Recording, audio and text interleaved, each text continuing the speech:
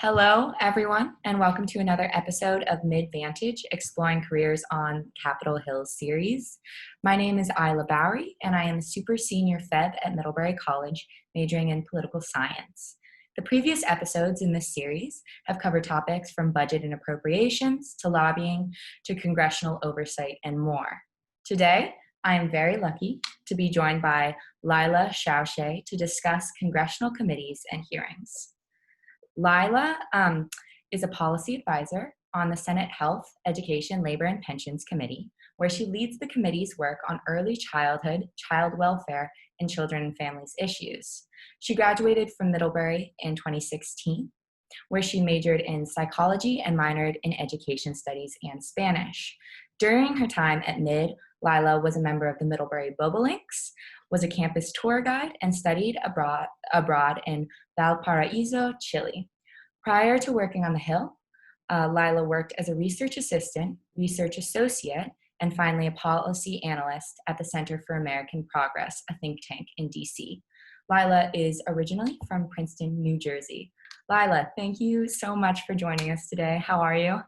Doing well. Thanks so much for having me, Isla. Really excited to be doing this. Just before we start, want to share that I'm doing this in my personal capacity as a Middlebury alum. And so everything that I say is my own opinion and perspective and does not reflect that of Senator Murray or the Senate Health Committee. So excited to get started, and thanks for having me. Thank you for being here.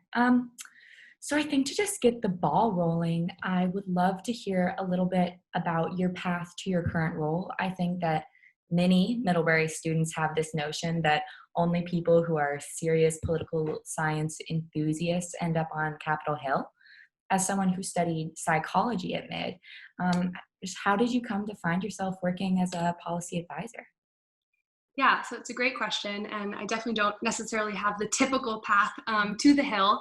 So I came to MID with an interest in education. I had always wanted to be a teacher, and so while I was there on campus, I definitely sought out certain opportunities to work in education. I did, a J-term class where I was a student teacher. I looked for opportunities to be like a reading mentor in the community.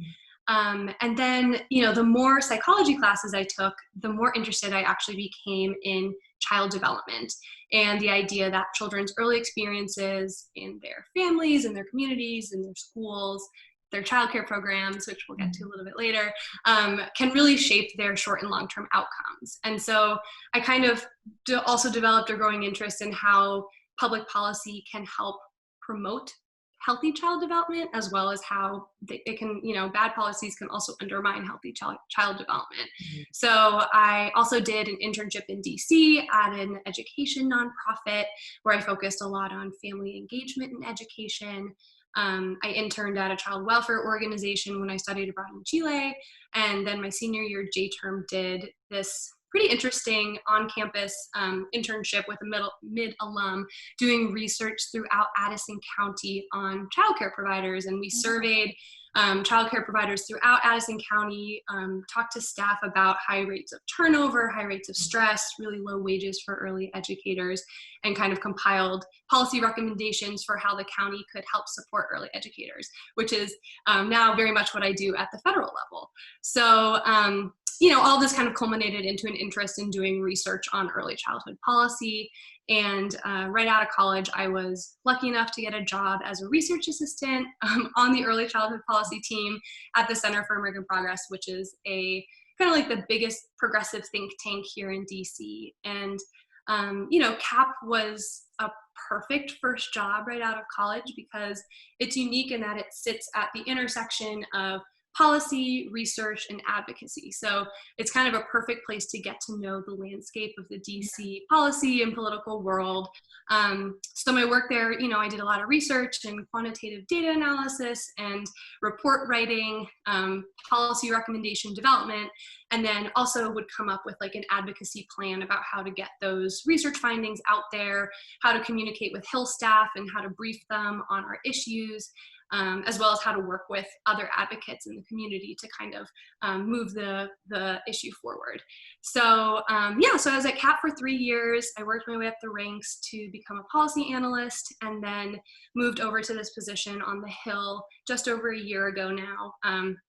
we'll get into this a little bit more later, but it is a position that's very unique in that I got to continue my focus on early childhood policy, which is on the Hill kind of difficult to do to be like so niche. So that's what attracted me to it. And I was lucky enough to be able to make that move. Yeah, great. I mean, it's such important work, locally in Middlebury and now on a federal level too. That's very exciting. I guess talking about your transition to working on the Hill, um, as a policy advisor for Senator Patty Murray, what are the core elements of your work, and what role do you play in the process of proposing or marking up a bill?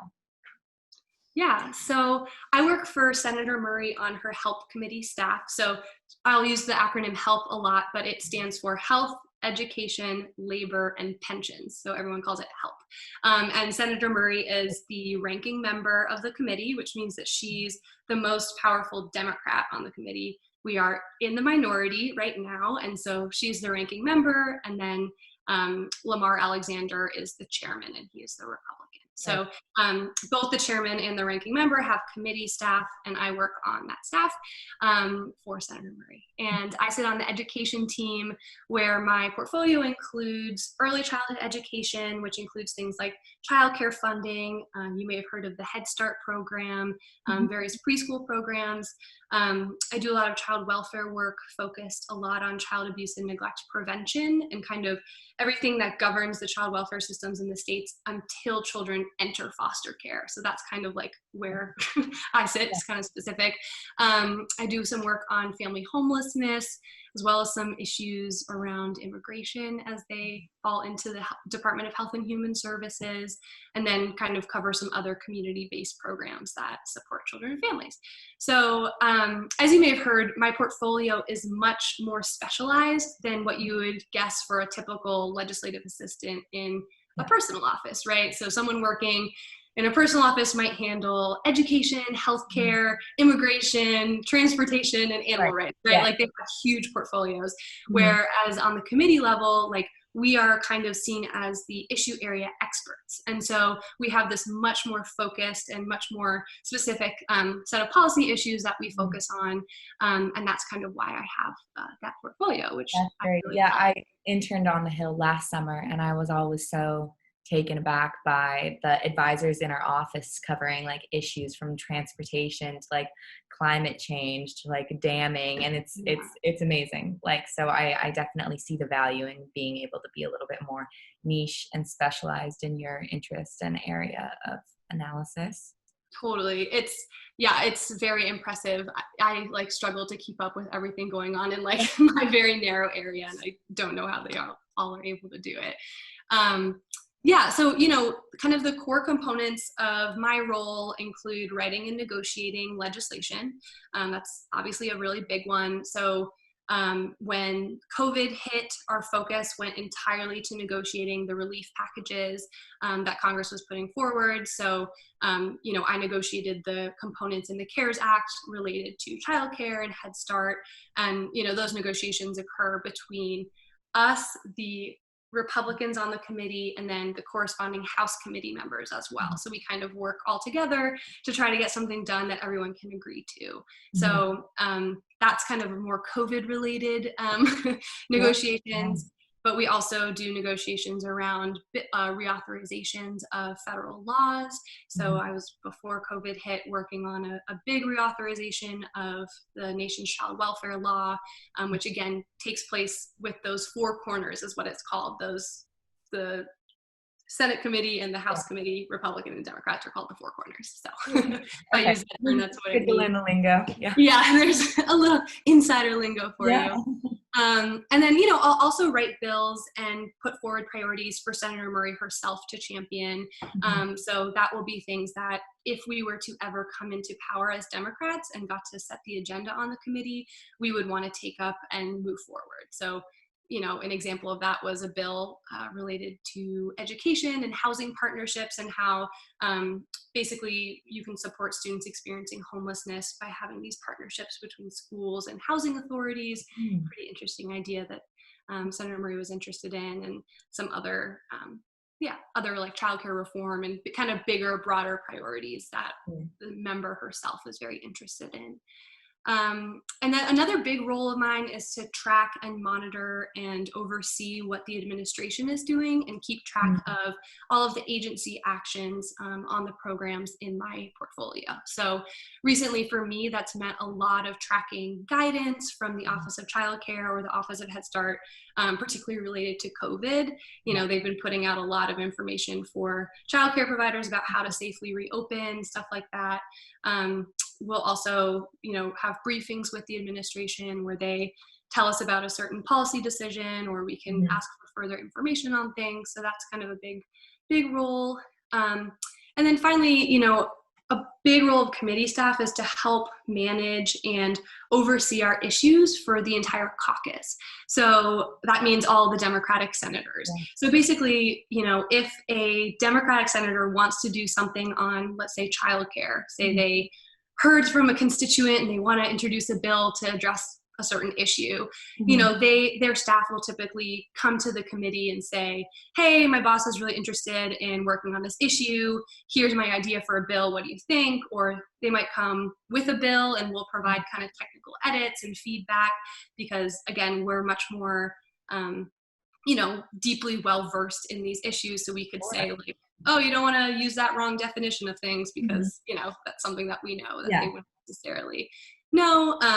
And then we'll also kind of help make sure that like the caucus-wide strategy on this issue is unified. So we might say, oh, it's really helpful if you write a letter asking for this, and maybe not so helpful if you write a letter asking for that. So I'm going to like maybe advise you not to do that or whatever. So we kind of help take that bird's eye view of these issues as well and provide a lot of assistance and answer questions for other staff. So we kind of like play that broader role as well. And then just like a personal office staffer, I meet with constituents, people from Washington State, which is where Senator Murray is from, as well as national advocates who are focused on early childhood and child welfare. And then I'll also like staff the senator similarly to what personal office staff would do. Wow. So that's a lot. Specialized role. It seems like you wear many hats. That's really exciting. I guess a little bit more broadly speaking, I'd love to hear a little bit more about like what is the committee and what functions do committees serve in the legislative process of proposing bills and creating law? Yeah, totally. So you can kind of think of committees as a way to divide up Congress's work. So each committee has jurisdiction over a certain subset of issues. So on our committee, that is health, education, labor, and pensions. So we typically deal with programs that fall under the Department of Health and Human Services, Department of Education, Department of Labor.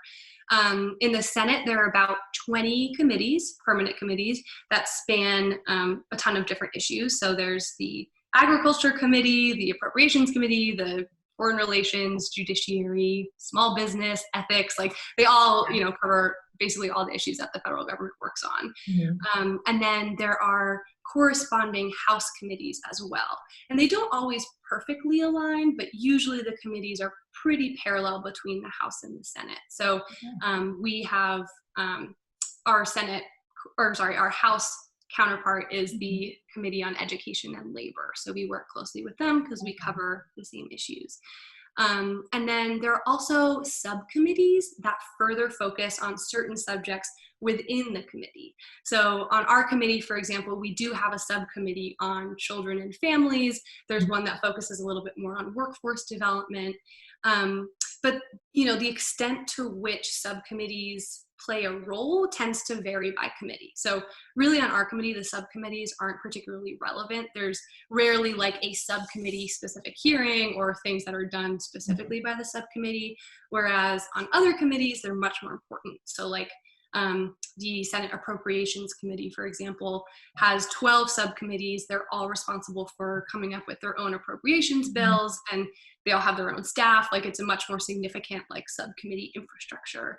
And then also in the House, they tend to rely a little bit more on subcommittees too, just because their committees are so big and they have so many members on them that subcommittees are a way to kind of boil it down a little bit more.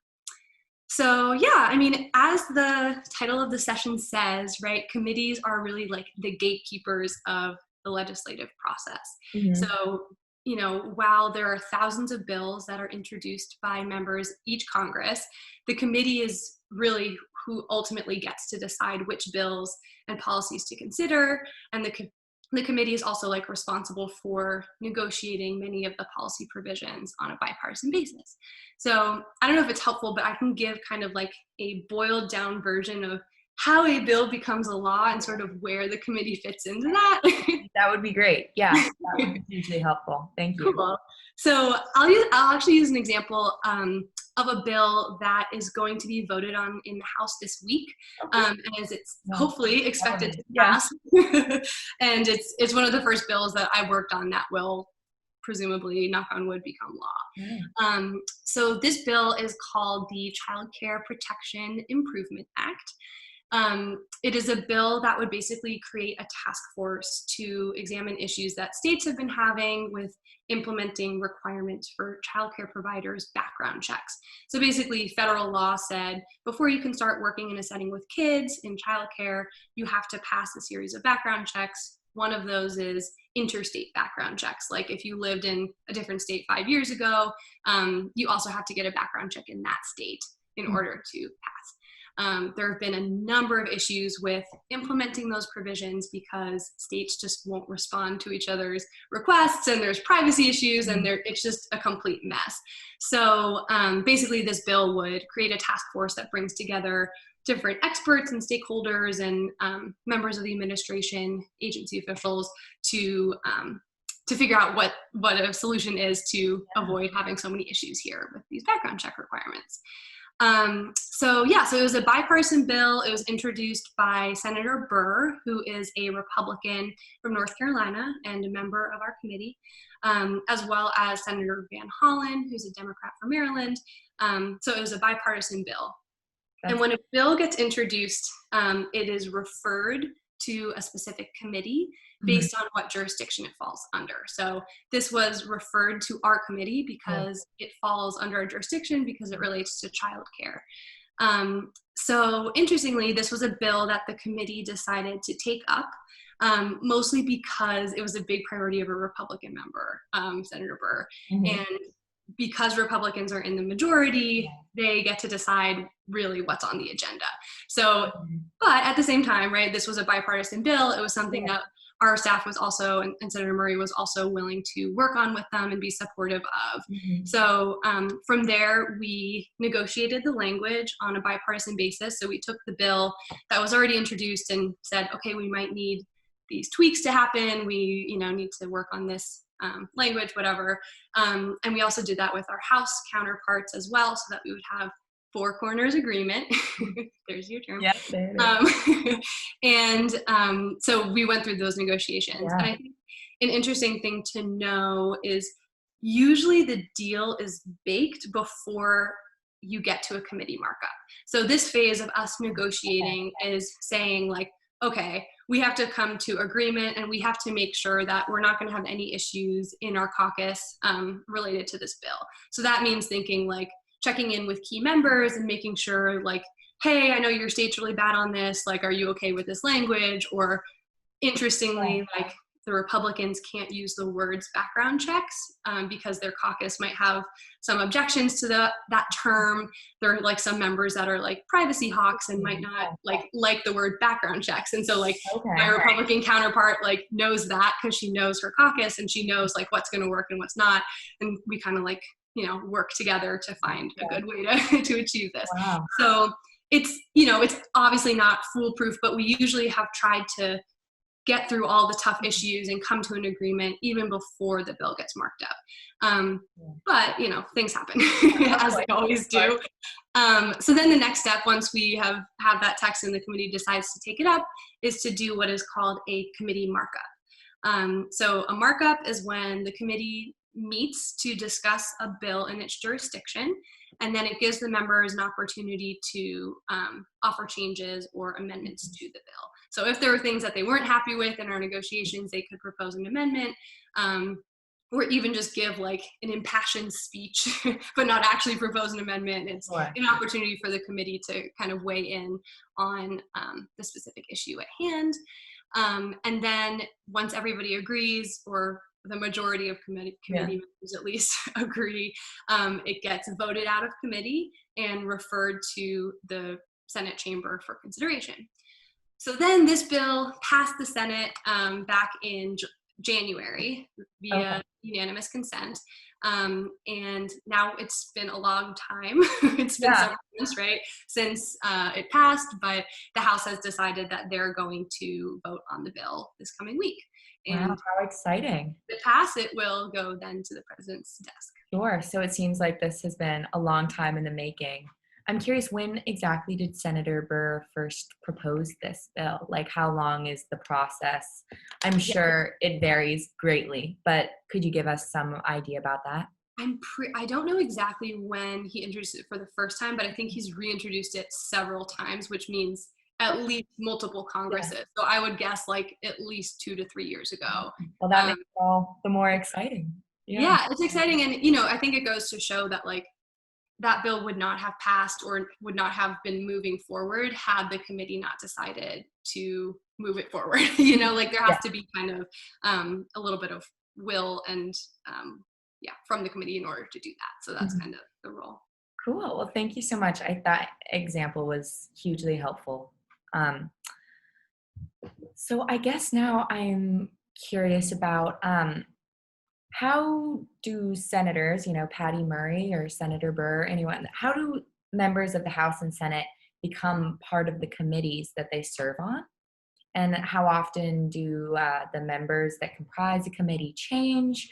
And are those committee changes impacted by fluctuations of, partisans in House, like who's in control of the Senate and House? Yeah, if you could speak just generally on committee membership, that would be great. Yeah. So basically, each caucus gets to decide which members they appoint to each committee. And so there's usually a conference, like a meeting of all the members before the start of each Congress. So just for reference, we will come to the end of the 116th Congress at the end of this year. And then we will start a new Congress right after the election, et cetera, in I think January of next year, which will be the 117th Congress. So they'll all meet together, I think usually before that, to assign committees and discuss Hmm. who gets to be on what. And I think, a lot of factors go into who is on a committee. They'll often consider a member's previous expertise and experience when assigning committees. So our chairman, Senator Alexander, was a previous Secretary of Education. Senator Murray herself was a teacher and involved in the education world before coming to Yeah. Congress. So, there are a lot of folks who are doctors on the committee. So they definitely consider, I think, obviously that type of experience and expertise. If you were a former businessman, you might be on, or businesswoman, you might be on the small business committee. Yeah. And then I think, there's also political implications as well and considerations. So if you have maybe a member that's gotten a lot of attention or tends to garner a lot of publicity for things, you might want to strategically put them on a committee that would help draw attention to that committee's work. And yes, there's also a limit on the number of committees that members can serve on, and especially a limit on how many they can hold leadership roles in, just because that means that it takes up more of their time. So you can only chair one committee, should you be in the majority. And then, House committees tend to be larger than Senate committees, obviously, just because they have so many more members. And then the committee makeup is determined by the makeup of the chamber. So in the Senate, we have 12 Republicans and 11 Democrats because Republicans are in the majority. But should we take the majority, that would flip. And actually, I think those breakdowns are decided by leadership, like they negotiate those. So that's not like a hard and fast rule. Okay. To like make it super proportional in some way. Yeah. I'm not quite sure, but Yeah. and I think in terms of like the political fluctuations, again, because the majority really gets to set the agenda for the committee, I'd say that is definitely the thing that is most impacted by fluctuations in partisan politics, and whoever's in power really gets to drive the work of the committee. Okay, great. Thank you so much. And I know you mentioned kind of the role of like chairing. So that is dictated by who's in control of the Senate or House, correct? And so that changes. Uh, does it change each Congress? I know we're nearing the 117th, as you said. And if Democrats were to, hypothetically take control of the Senate, a new chair would be appointed. Is that correct? Yes. So I don't think there's limitations on serving multiple Congresses, so you could continue to be the chair. It's usually determined based on seniority. So like the most senior Republican will become the chair. In this case, Senator Murray's the most senior Democrat, so she's the ranking member. But if we were to take the majority, it's expected that she would become the chairwoman, Okay. which would be exciting Great. for us. Yeah. So yeah, that's kind of how the leadership roles work, and it usually follows seniority. And actually on our committee, it's interesting because Senator Alexander is about to retire. So there's kind of discussion about who is going to be the next either chairman or ranking member and kind of the most senior person on their committee. It's not necessarily clear cut for reasons that I don't fully understand. So, I think it's not always just a cut and dry who's been here the longest. I think there's considerations, and if they're leading other committees, that might play into it as well. So Okay, cool. Thank you so much. And would you mind speaking a little bit more on what exactly, the hearing component of committees are and what purpose committee hearings serve? yeah, totally. So hearings are basically an opportunity for the committee to hear from experts, from administration officials, and from other policy stakeholders. So it's kind of an opportunity for them to gather information and ask questions. So the committee might decide to hold a hearing in response to a current event. They might want to follow up on the implementation on a certain law and hold a hearing on that to say like, hey, how's this going? I heard background checks are like an utter failure. Like you give us an update on like what's going on there, that kind of thing. Or they might use a hearing to help set the stage for like a forthcoming policy priority. So if in my ideal world, if we were to take the majority, I would love to have us have a hearing on childcare and bring in experts and have testimony so that we could really, put the spotlight on that issue and then follow up with introduction of a bill. That would kind of like help set up the narrative and the trajectory there. And so the way it works is the hearing witnesses come with prepared testimony so that you get ahead of time so you can read it. And then they will prepare and present their testimony to the committee. And then the members get the opportunity to make statements, ask questions, and they can also follow up with questions for the record to get answers in writing from the witnesses because you only get like 3 to 5 minutes. And so, the members don't often get very much time. So time is of the essence and sometimes follow up with questions. Our committee has held a number of hearings related to COVID lately, obviously. So for like we had hearings on going back to school and going back to college, which like included witnesses who were members of university presidents or school district leaders or teachers, public health experts. There have been hearings on vaccines for COVID and other kind of like general COVID updates that have been, I think pretty widely watched, like Dr. Fauci would testify, stuff like that. So, it's definitely in response to current events as well. So, and then there are also oversight hearings, and that's kind of where the committee gets to scrutinize how the administration is implementing a law or just kind of other policy decisions that are being made by the agencies. So that's also usually in response to current events or like some revelation that there's been an issue that the public starts to learn about. So, a notable example of this is like a number of committees held oversight hearings in response to the Trump administration's family separation policy. There was a ton of oversight done around that where they brought in administration officials and questioned them. Hearings are really an opportunity for Congress to hold the administration accountable and kind of ask them to defend their policy decisions and actions. And then there are also confirmation hearings, and that's where the relevant committee gets to question a presidential nominee for the executive branch or for the judicial branch. So, for example, our committee held a nomination hearing for Secretary DeVos, who's the education secretary, where members really questioned her on her policy opinions, her experience, her conflicts of interest. I think a lot of folks saw that. And then another very widely watched one was like the Senate Judiciary's confirmation hearing for Brett Kavanaugh to be appointed as justice on the Supreme Court. So committee hearings are really important. They're really interesting, and they play several roles in not only moving forward with the legislative agenda, but also overseeing one. No, that's definitely seems like a big congressional power. I guess finally, just wrapping up here a little bit, I would love to hear about what guidance or advice you might have for Middlebury students interested in either interning or working on Capitol Hill, if you have any advice on what steps to take to, fulfill that dream. Yeah. Coming from me, I have to just say, there's no one path. It's okay if you're not a poli-sci major at Mid. There's still opportunities to make your way to the Hill or to DC in a different way.